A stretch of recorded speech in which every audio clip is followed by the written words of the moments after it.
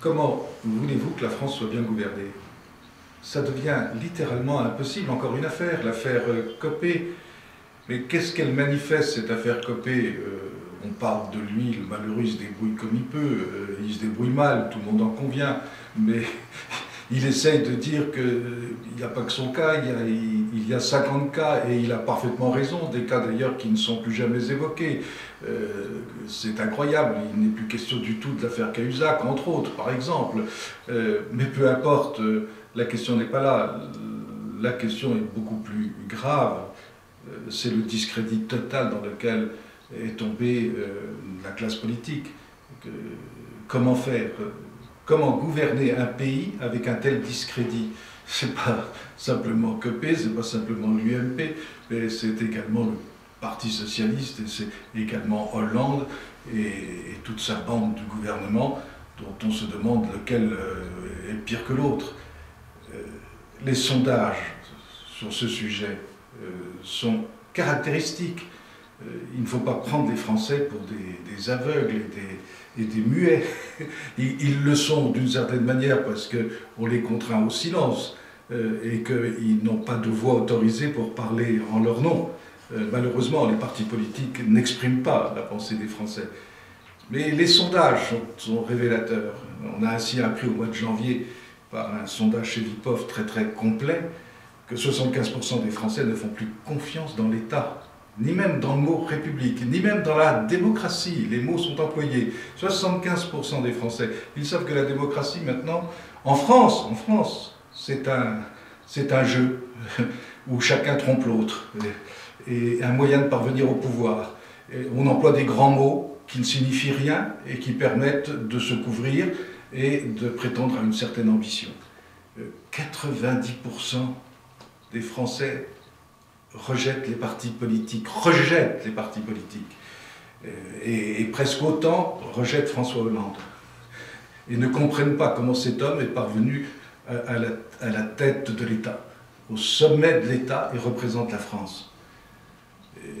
Les chiffres sont les mêmes en ce qui concerne les syndicats et toutes les organisations représentatives. C'est plus de 70% des Français qui pensent que les syndicats ne sont pas représentatifs, et ils ont malheureusement raison. Et la faute en est principalement aux syndicats.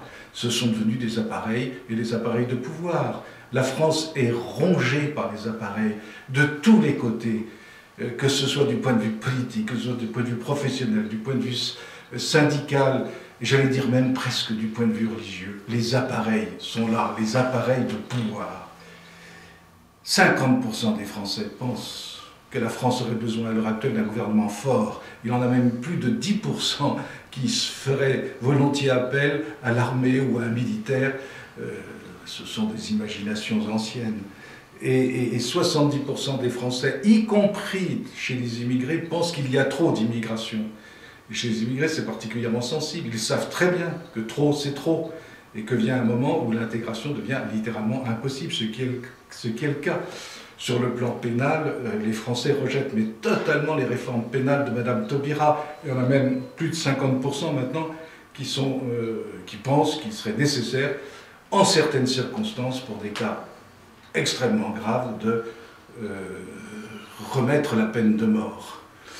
C'est pour vous dire. C'est vraiment quelque chose de considérable, et aucun gouvernement ne peut tenir. En fait, nous sommes entrés dans une crise institutionnelle.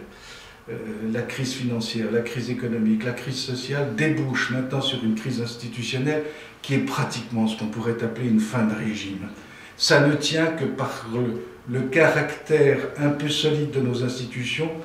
Et quel est ce caractère solide? Il tient essentiellement encore à ce qui peut apparaître comme le caractère monarchique, ce qu'on a appelé cette monarchie républicaine, qu'est la Ve République. Mais François Hollande en roi, en faux roi, mais enfin, il y a quelque chose qui cloche, et tout le monde le comprend. Et cela devient très grave parce que le monde devient de plus en plus dangereux, avec une crise économique qui s'étend maintenant au monde entier.